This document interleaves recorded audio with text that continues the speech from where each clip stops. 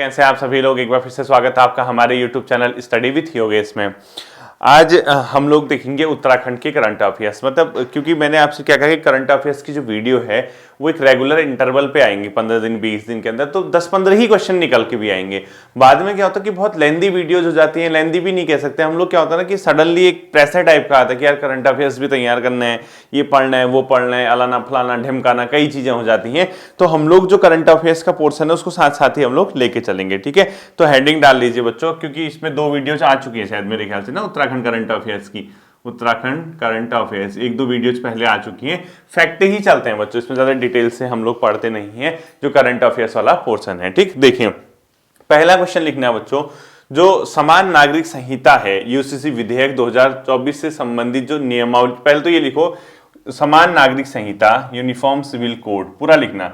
समान नागरिक संहिता विधानसभा द्वारा कब, विधानसभा में पेश लिखो, विधानसभा में पेश, यानी जो समान नागरिक संहिता है बच्चों विधानसभा में कब पेश हुआ, 6 फरवरी 2024 को, ठीक है। और विधानसभा द्वारा कब पास किया गया, विधानसभा द्वारा पास लिखो, विधानसभा द्वारा ही पास किया गया बच्चों 7 फरवरी 2024। अब आपको यहाँ पे अपडेट करना है, जब इसको राज्यपाल मंजूरी दे देंगे तो इसकी डेट नोट कर लेना, इसी के नीचे एक लाइन छोड़ देना आपको, राज्यपाल की मंजूरी डैश कर देना, ठीक है। अभी राज्यपाल की मंजूरी मिली नहीं है, राजभवन को विधेयक भेजा गया है, तो जैसे ही राज्यपाल की मंजूरी मिल जाएगी तो ये क्या बन जाएगा, कानून बन जाएगा, ठीक है। तो यूसीसी विधानसभा में कब पेश किया गया, 6 फरवरी 2024 को, यानी समान नागरिक संहिता आपने पढ़ा होगा, काफी चर्चा में भी रहा। उत्तराखंड पूरे देश का पहला राज्य बन गया है जहां पे यूसीसी को क्या किया गया, विधानसभा के माध्यम से पारित करके कानून बनाया गया, ठीक है। अब चूंकि यूसीसी की बात आती है तो भारत के संविधान का कौन सा अनुच्छेद यूसीसी की बात करता है बच्चों,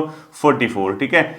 आर्टिकल 44 जो है बच्चों समान नागरिक संहिता की बात करता है, समान नागरिक संहिता की बात करता है, ठीक है। और जैसे ही यूसीसी विधानसभा पास हुआ तो उत्तराखंड पहला राज्य लिखो, उत्तराखंड पूरे देश का प्रथम राज्य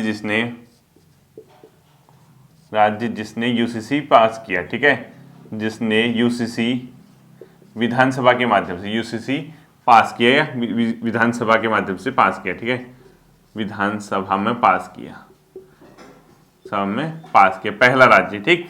अब देखो बच्चों, क्योंकि यूसीसी से संबंधित जो यूनिफॉर्म सिविल कोड है, इससे संबंधित क्योंकि अब यहाँ क्या होगा, एक ड्राफ्ट बनेगा इसका, जिसको आलेख के बोलते हैं, ठीक है। आलेख मतलब जो नियम बनेंगे कि यूसीसी से संबंधित पूरा, ये तो पेश था, वो तो कहा कि हमने ऐसा ऐसा करेंगे, लेकिन अब प्रॉपर एक नियमावली बाहर निकल के आएगी ना, नियम बन के आएगा कि ऐसा होगा, ये होगा। उसके लिए एक समिति बनाई गई है जिसके अध्यक्ष पूर्व मुख्य सचिव श्री शत्रुघ्न सिंह जी को बनाया गया राज्य सरकार के द्वारा, ठीक है। तो अगला क्वेश्चन आप लोग लिखो, यूसीसी विधेयक से संबंधित नियमावलियों का ड्राफ्ट तैयार करने हेतु गठित समिति के अध्यक्ष, ठीक है। लिखो यूसीसी विधेयक से संबंधित, यानी समान नागरिक संहिता विधेयक से संबंधित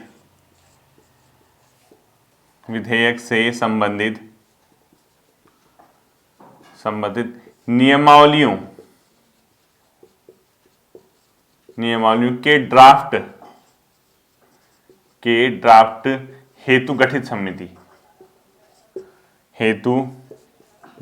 समिति के अध्यक्ष, अभी समझाता हूं, ठीक है। समिति के अध्यक्ष, इसमें कंफ्यूज मत करना आप, ये है श्री शत्रुघ्न सिंह जी, ठीक है, लिखो श्री शत्रुघ्न सिंह जी, ठीक है। अब देखना आप लोग, इसको कंफ्यूज मत करना। जो रंजना देसाई जी थी हमारी, जो वो क्या थी कि उत्तराखंड राज्य में यूसीसी अगर लाते हो तो उसमें क्या क्या चीजें होनी चाहिए, मतलब उन्होंने क्या किया गया था, जो जस्टिस रंजना देसाई कमेटी बनाई गई थी, वो यूसीसी के रिकमेंडेशन के लिए, कि यूसीसी का अध्ययन करने के लिए राज्य में यूसीसी के अंदर क्या रखा जाए, क्या छोड़ा जाए, किन चीजों को शामिल करें, किन चीजों को ना करें, किन किन पॉइंट्स को रखें, इसके लिए जो समिति गठित की गई थी वो थी जस्टिस रंजना देसाई कमेटी, ठीक है। अब क्योंकि विधानसभा ने पेश कर दिया तो वो तो ऑलरेडी उन लोगों ने अपनी रिकमेंडेशन दे दी थी, किसने, जस्टिस रंजना देसाई समिति ने। अब उनकी रिकमेंडेशन को विधानसभा कैबिनेट ने पास करके विधानसभा में प्रस्तुत करके विधानसभा में पेश किया गया। अब नियम बन के बाहर आएगा ना, अब लागू होगा उसको कि ऐसा है वो है।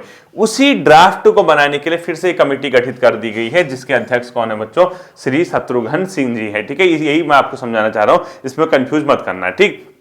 अब देखो बच्चों, हाल ही में उत्तराखंड उच्च न्यायालय की मुख्य न्यायाधीश, यानी लिखो उत्तराखंड उच्च न्यायालय की प्रथम महिला मुख्य न्यायाधीश, उत्तराखंड उच्च न्यायालय की प्रथम महिला मुख्य न्यायाधीश कौन बनी है? प्रथम महिला मुख्य न्यायाधीश, मुख्य न्यायाधीश। ठीक है, ये कौन बनी है बच्चों? जस्टिस, लिखो, रितु बाहरी जी। ठीक है, जस्टिस रितु बाहरी। ये कौन बनी है बच्चों? उत्तराखंड मुख्य न्यायालय की, उत्तराखंड हाईकोर्ट की यानी प्रथम महिला मुख्य न्यायाधीश बनी है जस्टिस रितु बाहरी जी। इस क्वेश्चन को भी ध्यान रखना, ये पेपर में आएगा। जैसे इस बार 2 महिलाएं, जैसे उत्तराखंड राज्य की पहली महिला मुख्य सचिव कौन बनी है? श्रीमती राधा रतूड़ी जी। ठीक है, उसी प्रकार से उत्तराखंड उच्च न्यायालय की पहली महिला मुख्य न्यायाधीश कौन बनी है? जस्टिस रितु बाहरी जी बनी है। इसको भी आप लोग क्या करोगे? नोट करोगे। ठीक है, ध्यान में रखना। हाल ही में बच्चों एनजीटी आपने सुना होगा, नेशनल ग्रीन ट्रिब्यूनल यानी राष्ट्रीय हरित प्राधिकरण, इसका नाम सुना है आपने? एनजीटी 2010 में इसका गठन हुआ था। दिल्ली में इसका क्या है बच्चों? सेंटर है, मुख्यालय है।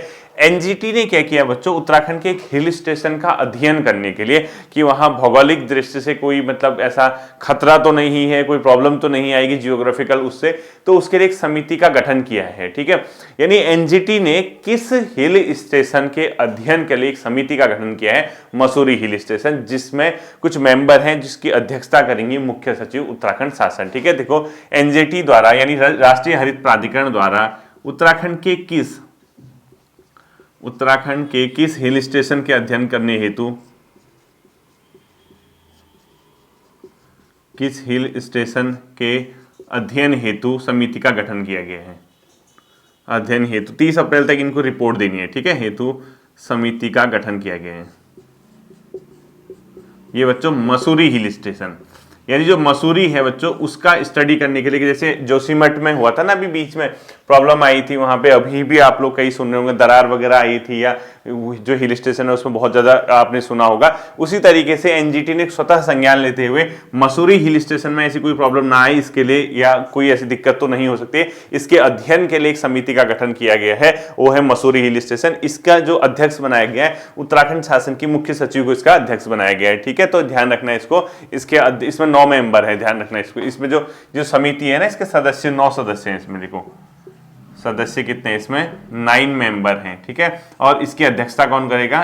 इसकी अध्यक्षता लिखो, इस समिति की अध्यक्षता चीफ सेक्रेटरी ऑफ उत्तराखंड। ठीक है, अध्यक्षता लिखो CS उत्तराखंड, यानी chief secretary of Uttarakhand state. ठीक है, यानी CS ऑफ यूके लिखा है मैंने, यानी चीफ सेक्रेटरी यानी मुख्य सचिव उत्तराखंड इसकी अध्यक्षता करेंगे। ठीक है, अगला लिखो आप लोग, हाल ही में किसे राज्य सरकार द्वारा मुख्य निर्वाचन अधिकारी क्या किया गया? बनाया गया। मुख्य निर्वाचन अधिकारी कौन बनाएंगे? पहले षणमुगम सर थे। ठीक है, आपने सुना होगा। इसके बाद ये पुरुषोत्तम जो हैं IAS अधिकारी सचिव हैं, वो अभी उत्तराखंड शासन में, उनको बनाया गया है। ठीक है, डॉक्टर VRC पुरुषोत्तम सर को बनाया गया है, तो आप लोग लिख लीजिए इसको। हाल ही में किसे मुख्य निर्वाचन अधिकारी बनाया गया? यानी उत्तराखंड में मुख्य निर्वाचन अधिकारी, उत्तराखंड मुख्य निर्वाचन अधिकारी, जैसे अभी इससे पहले पुरुषोत्तम जी थे, तो उनकी जगह अब नए बन गए हैं, क्योंकि ये RO में प्रीलिम्स में क्वेश्चन आया था, अगर आपको ध्यान होगा। तो मुख्य निर्वाचन अधिकारी जो बनाया गया है बच्चों, अब श्री BVRC पुरुषोत्तम। ठीक है, लिखो श्री BVR, पूरा नाम नहीं रखना आपको, C पुरुषोत्तम। ठीक है, श्री VVRC पुरुषोत्तम को क्या बनाया गया बच्चों? ये इनके इलेक्शन के निर्वाचन अधिकारी बनाए गए हैं। ठीक है, अगला लिखना है आपको, देश के प्रथम CDS, लिखो देश के प्रथम CDS स्वर्गीय जनरल बिपिन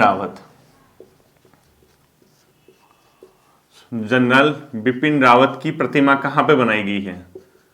की प्रतिमा का उद्घाटन अभी हुआ है, ये देहरादून में। ठीक है, प्रतिमा कहाँ पे बनाई गई बच्चों? देहरादून में बनाई गई। किसकी? प्रथम CDS स्वर्गीय जनरल बिपिन रावत जी की प्रतिमा कहाँ पे बनाई गई है? देहरादून में बनाई गई। ये भी आप लोग ध्यान रखना है। ठीक है, इसके अलावा आपने लिखना है बच्चों, मानस खंड स्थित जितने भी मंदिर हैं, कुमाऊं मंडल है ना जो मानस खंड, वहां पे पर्यटन को बढ़ावा देने के लिए रेलवे के साथ पर्यटन विभाग ने क्या किया है बच्चों, एमओयू साइन किया गया है। और जो अदर सिटी हैं जैसे कोलकाता है, दिल्ली है, वहां से मानस खंड मंदिर माला के दर्शन है, तो अब प्रॉपर वहां तक तो ट्रेन जाएगी नहीं, लेकिन वहां तक जैसे जहां तक जा सकती है वहां तक लाने के लिए एक ट्रेन शुरू चलेगी, वो है मानस खंड एक्सप्रेस। ठीक है, तो अब क्वेश्चन लिखो आप लोग, मानस खंड स्थित मंदिरों के दर्शन हेतु विशेष ट्रेन कौन सी चलाई जाएगी? मानस खंड स्थित मंदिरों के दर्शन हेतु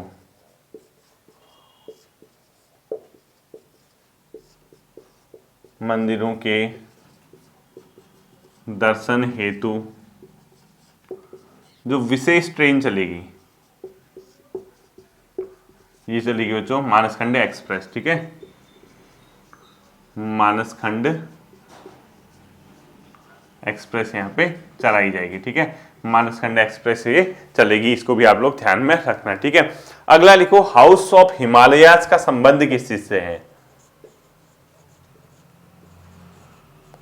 हाउस ऑफ हिमालयाज, ठीक है, ये क्या है बच्चों? एक अम्ब्रेला ब्रांड है, यानी जो यहाँ के उत्पाद हैं, हिमालयी क्षेत्रों के उत्पाद हैं, उसको राष्ट्रीय और अंतर्राष्ट्रीय स्तर पे पहचान दिलाने हेतु, उनकी ब्रांडिंग करने हेतु, उनकी मार्केटिंग करने हेतु एक प्रकार का क्या है बच्चों, प्रक्रिया शुरू की गई। एक अम्ब्रेला ब्रांड मान के चलो, हाउस ऑफ हिमालयाज। तो लिखो, प्रदेश के उत्पादों को राष्ट्रीय व अंतर्राष्ट्रीय पहचान दिलाने हेतु तथा उसकी गुणवत्ता, मार्केटिंग, ब्रांडिंग हेतु एक अम्ब्रेला ब्रांड है। ठीक है, लिखो, प्रदेश के उत्पादों को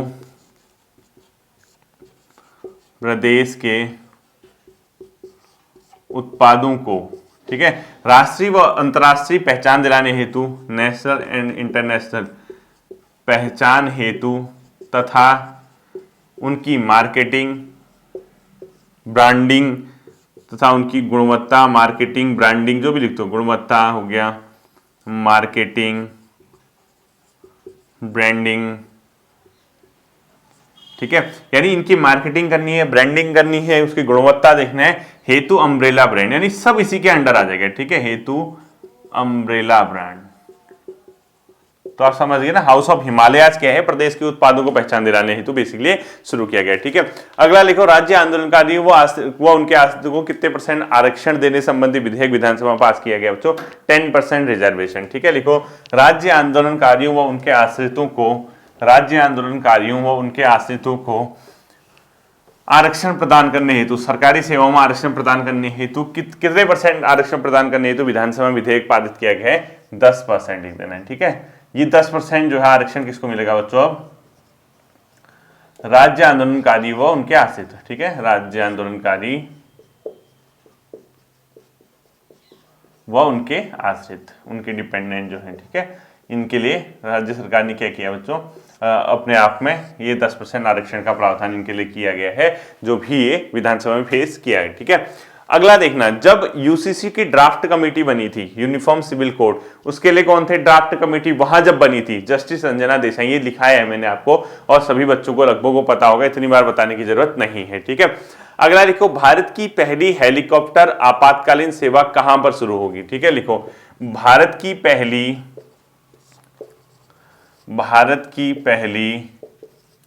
हेलीकॉप्टर आपातकालीन सेवा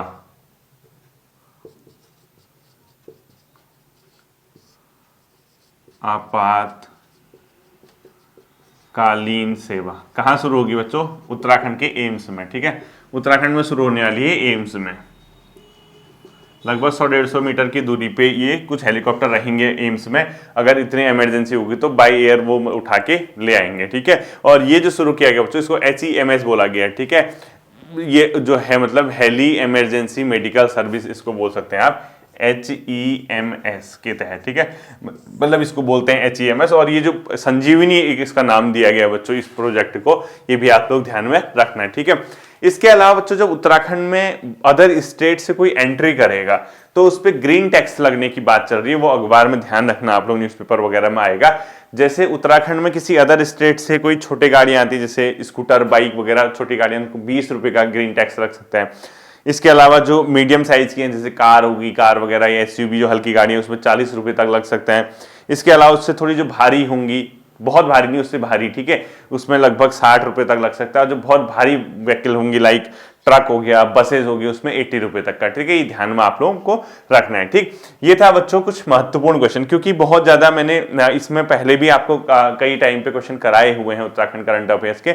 हम लोग रेगुलरली अगर इस टाइप की चीजें देखते रहेंगे तो हमारे पास ना ज्यादा वो नहीं आएगा, मतलब ज्यादा प्रॉब्लम नहीं आएगी कि एक साथ यार अचानक से इतना बर्डन पड़ गया है। ठीक, तो इसीलिए मैंने, क्योंकि दरोगा का भी आपका एग्जाम है, उसके लिए भी हमने देखना है, आरओ का मेंस आपका होगा, उसमें भी आपके उत्तराखंड करंट अफेयर्स के क्वेश्चन काम करेंगे। तो इस तरीके से अगर आप थोड़े थोड़े क्वेश्चन, भले ही 10 ही क्वेश्चन हो, लेकिन बीच बीच में इसको चेक करते रहना है। ठीक है, होपफुली ये क्वेश्चन आप लोग देख लेंगे और देखने के बाद इसको रिवीजन वगैरह भी करते रहना, तो साथ साथ ही लिखना उत्तराखंड करंट अफेयर्स 2024, तो जब बाद में पेपर होगा उस समय पे बहुत ज्यादा इसका लाभ होता है। ठीक है, फिर मिलता है अगले सेशन पे, अपना ध्यान रखिएगा। Thank you.